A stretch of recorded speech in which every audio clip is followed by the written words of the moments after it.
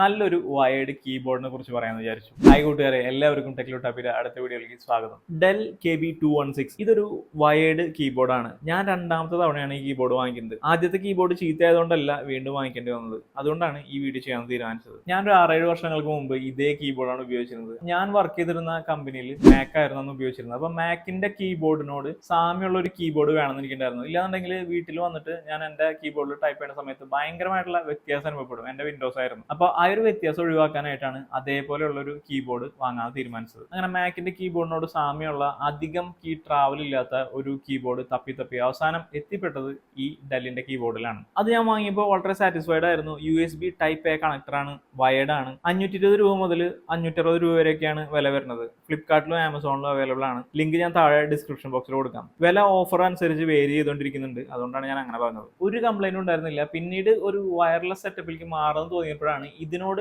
Similar ആയിട്ടുള്ള ഒരു keyboard തപ്പിപ്പോയപ്പോഴാണ് നമ്മുടെ HP230 എനിക്ക് കിട്ടിയത്. നമ്മുടെ ബഡ്ജറ്റിന് സ്യൂട്ട് ആവുന്ന തരത്തിലുള്ള സിമിലർ കീസ് ഉള്ള ഒരു കീബോർഡാണ് HP230. HP230യുടെ റിവ്യൂ നമ്മുടെ ചാനലിൽ തന്നെ ഉണ്ട്. അതിന്റെ ലിങ്ക് ഞാനിവിടെ ഐ ബട്ടണിലും അതുപോലെ തന്നെ ഡിസ്ക്രിപ്ഷൻ ബോക്സിലും കൊടുക്കാം. നീണ്ട ഒരു 4 വർഷത്തിന് ശേഷം HP230 കംപ്ലൈന്റ് ആയി. അപ്പോൾ അതിന് പകരം ഇനി എടുക്കണം എന്ന് വിചാരിക്കുന്നത് ഒരു നല്ല വയർലെസ് കീബോർഡാണ്. അതിന് പൈസയും ഒരുപാടാവും. അപ്പോൾ അത് തൽക്കാലത്തേക്ക് കുറച്ച് നാളത്തേക്ക് എടുക്കണമെന്ന് വിചാരിച്ചതുകൊണ്ട് തന്നെ മിനവിയിൽ നമുക്ക് വേറൊരു കീബോർഡ് വേണമല്ലോ. അങ്ങനെയാണ് മറ്റൊന്നും ചിന്തിക്കാതെ വീണ്ടും KB216 തന്നെ എടുത്തത്. ഇത്ര വർഷത്തിന് ശേഷവും ഇതുപോലെ ലോ ട്രാവൽ കീസ് ഉള്ള വേറൊരു നല്ല ഫുൾ സൈസ് വയേർഡ് കീബോർഡ് മാർക്കറ്റിൽ ഇല്ല എന്നുള്ളതാണ് സത്യം. വളരെ കോമ്പാക്ട് ആൻഡ് മിനിമൽ ആണ്. ഫുൾ സൈസ് കീബോർഡാണ്. ഡെഡിക്കേറ്റഡ് നംപാഡ് വരുന്നുണ്ട്. എന്റെ ജോലിക്ക് എനിക്കത് വളരെ ഉപകാരപ്രദമാണ്. മാറ്റ് ബ്ലാക്ക് ഫിനിഷ് ആണ് മൊത്തം. അതുകൊണ്ട് തന്നെ നമ്മളൊരു ലൈറ്റിന്റെ നേരെ അടിയിൽ വന്നിരുന്ന് വർക്ക് ചെയ്താലും റിഫ്ലക്ഷൻ ഉണ്ടാവില്ല. കീസിൽ എഴുതിയിരിക്കുന്നത് വ്യക്തമായിട്ട് കാണാം. ബ്ലാക്കിൽ വൈറ്റ് ആൻഡ് ബ്ലൂ ലെറ്റേഴ്സ് ആണ് കൊടുത്തിരിക്കുന്നത്. ഇത് പുതിയ മോഡൽ ആയതുകൊണ്ട് തന്നെ ഇവിടെ കോപ്പൈലറ്റ് ലോഞ്ച് ചെയ്യാനുള്ള കീസും കാണാം. നേരത്തെ പറഞ്ഞ പോലെ തന്നെ മാക് കീബോർഡായിട്ട് സാമ്യമുള്ള ഡിസൈൻ ആണെങ്കിലും ഇത് വിൻഡോസിന് വേണ്ടിയിട്ടുള്ള കീബോർഡാണ്. മാക്കിലും ലിനക്സിലും വർക്ക് ആവും. പക്ഷെ മാക്കിന് വേണ്ടിയിട്ടുള്ള കൺട്രോൾസ് ഒന്നും ഇവിടെ മെൻഷൻ ചെയ്തിട്ടില്ല. പുതിയ ചില കീബോർഡ്സിൽ അതും ഉണ്ടാവാറുണ്ട്. എന്നാൽ ഇത് അങ്ങനെയല്ല. വയേർഡ് ആണ്. USB Type A കണക്ടറാണ്. നോർമൽ വയറാണ്, ബ്രൈഡഡ് കേബിൾ അല്ല. നല്ല നീളമുള്ള വയറാണ്. പിന്നെ കീബോർഡിന്റെ കൃത്യ നടുവിൽ നിന്നല്ല വയർ പോകുന്നത്, അല്പം വലത്തോട്ട് മാറിയിട്ടാണ്. അതും നല്ലൊരു കാര്യമാണ്. HP230 വെച്ച് നോക്കുമ്പോൾ കീസിന് വലിപ്പം അല്പം കുറവും കീസിന്റെ ഇടയിലുള്ള സ്പേസ് അല്പം കൂടുതലാണ്. ചിലർക്ക് അതൊരു പ്രശ്നം ഉണ്ടാകാൻ സാധ്യതയുണ്ട്. ഞാൻ തിരിച്ച് ഈ കീബോർഡിലേക്ക് വന്നപ്പോൾ ആദ്യത്തെ കുറച്ച് ദിവസം എനിക്ക് ആ ഒരു പ്രശ്നം ഉണ്ടായിരുന്നു. പിന്നെ സെറ്റായി. ഇവിടെ ചില സ്വിച്ചുകളിൽ ബ്ലൂ കളറിൽ എഴുത്ത് കാണാം. അത് വർക്ക് ചെയ്യണമെങ്കിൽ ഫംഗ്ഷൻ കീയുടെ കൂടെ ഉപയോഗിക്കണം. അതിനാണ് അങ്ങനത്തെ എഴുത്തുകളും ഫംഗ്ഷൻ എന്നുള്ള എഴുത്തും ഒരേ കളറിൽ കൊടുത്തിരിക്കുന്നത്. പിന്നെ ഡെഡിക്കേറ്റഡ് ആയിട്ടുള്ള വോളിയം കൺട്രോൾ ബട്ടൺസ് ഉണ്ട്. അത് സൂപ്പർ യൂസ്ഫുൾ ആണ്. സിസ്റ്റം വോളിയം നമുക്ക് ഇവിടെ നിന്ന് തന്നെ കൺട്രോൾ ചെയ്യാൻ പറ്റും. ക്യാപ്സ് ലോക്ക്, നം ലോക്ക്, സ്ക്രോൾ ലോക്ക് എല്ലാത്തിനും ലൈറ്റ്സ് ഉണ്ട്.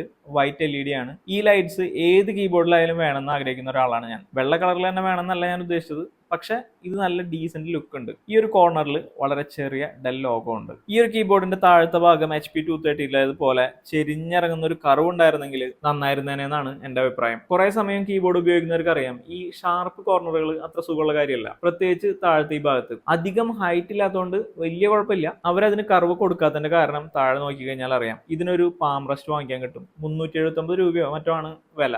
അതായത് കീബോർഡിന്റെ പകുതിയിൽ കൂടുതൽ വില പാം റെസ്റ്റിന് കൊടുക്കണം. അത് ഞാൻ റെക്കമെൻഡ് ചെയ്യില്ല. ഇനി ആ പ്രൈസ് കൊടുത്ത് ഈ സാധനം വാങ്ങാന്ന് വിചാരിച്ചാൽ തന്നെ ആ സംഭവം കിട്ടാനുമില്ല. അത് മാറ്റി നിർത്തി കഴിഞ്ഞാൽ നമുക്കിവിടെ കീബോർഡ് സ്ലിപ്പ് ആവാതിരിക്കാനായിട്ട് സിലിക്കൺ ബുഷസ് ഉണ്ട്. 6 എണ്ണം ഉണ്ട് അങ്ങനത്തെ. അതുകൊണ്ട് തന്നെ ടൈപ്പ് ചെയ്യുന്ന സമയത്ത് സൗണ്ടോ അതുപോലെ തന്നെ ബെൻഡിങ്ങോ ഒന്നുമില്ല. പിന്നെ കീബോർഡിന്റെ ടിൽറ്റ് കൂട്ടാനായിട്ട് ഇവിടെ കിക്ക് സ്റ്റാൻഡ് ഉണ്ട്. അതിലും ഇതേ സിലിക്കൺ പാഡിങ് ഉണ്ടെന്നുള്ളത് നല്ല കാര്യമാണ്. ക്വാളിറ്റി മെയിൻറ്റെയിൻ ചെയ്യാനായിട്ട് ശ്രമിച്ചിട്ടുണ്ട്. ടൈപ്പിംഗ് എക്സ്പീരിയൻസിനെ കുറിച്ച് ചോദിക്കുകയാണെന്നുണ്ടെങ്കിൽ ലോ ട്രാവൽ കീസ് ഇഷ്ടപ്പെടുന്നവർക്ക് ഈ ഒരു കീബോർഡ് ഇഷ്ടാവും. സൈലന്റ് കീസ് അല്ല, എന്നാൽ ഭയങ്കര ലൗഡും അല്ല. മെംബ്രെയിൻ കീബോർഡാണ്, മെക്കാനിക്കൽ അല്ല. പെട്ടെന്ന് കംപ്ലൈന്റ് ഒന്നും വരില്ല. 3 ഇയർ വാറണ്ടി പറയുന്നുണ്ട്. HP230 അപേക്ഷിച്ച് കീസ് കുറച്ചുകൂടി ബലമുണ്ട്, കുറച്ചുകൂടി സ്റ്റിഫാണ്. ടൈപ്പ് ചെയ്യാനായിട്ട് നമ്മൾ കുറച്ചുകൂടി ബലം പ്രയോഗിക്കണം. പക്ഷെ അത് നിങ്ങൾ അറിയ പോലും ഇല്ല കേട്ടോ. ഞാനിത് രണ്ടും തമ്മിൽ കമ്പയർ ചെയ്തതുകൊണ്ട് മാത്രം പറഞ്ഞെന്ന് മാത്രമേ ഉള്ളൂ. ആദ്യമായിട്ട് ഈ ഒരു കീബോർഡ് യൂസ് ചെയ്യുന്ന ആളെന്ന് വെച്ച് കഴിഞ്ഞാൽ അത് നോട്ടീസ് ചെയ്യുക പോലും ഇല്ല. ഒറ്റ കീ സ്ട്രോക്ക് പോലും മിസ്സാവുന്നില്ല.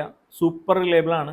ഗെയിമിംഗ് കീബോർഡ് അല്ല, വർക്കിംഗ് പ്രൊഫഷണൽസിനോ അല്ലെന്നുണ്ടെങ്കിൽ നോർമൽ ഉപയോഗത്തിനാണ് കൂടുതൽ നല്ലത്. ഇത്രയൊക്കെയാണ് ഈ ഒരു കീബോർഡിനെ കുറിച്ച് പറയാനുള്ളത്. വിശ്വസിച്ച് വാങ്ങാൻ പറ്റിയ ഒരു കീബോർഡാണ്. വളരെ ട്രസ്റ്റഡ് ആയിട്ടുള്ള ഒരു കീബോർഡാണ്. അപ്പോൾ ഇതാണ് ഇന്നത്തെ വീഡിയോ. അപ്പോൾ വീഡിയോ ഇഷ്ടമായി കഴിഞ്ഞാൽ വീഡിയോ ഒന്ന് ലൈക്ക് ചെയ്യാനും അതുപോലെ തന്നെ ചാനൽ സബ്സ്ക്രൈബ് ചെയ്യാനും മറക്കരുത്. അതുപോലെ തന്നെ നമ്മുടെ ഇൻസ്റ്റാഗ്രാം പേജ് ടെക്ലോട്ടാപ്പി എന്നാണ് പേര്, അതുപോലെ ഫോളോ ചെയ്യാൻ മറക്കരുത്. ഓക്കെ, അപ്പോൾ അടുത്ത വീഡിയോയിൽ വീണ്ടും കാണുന്നതായിരിക്കും.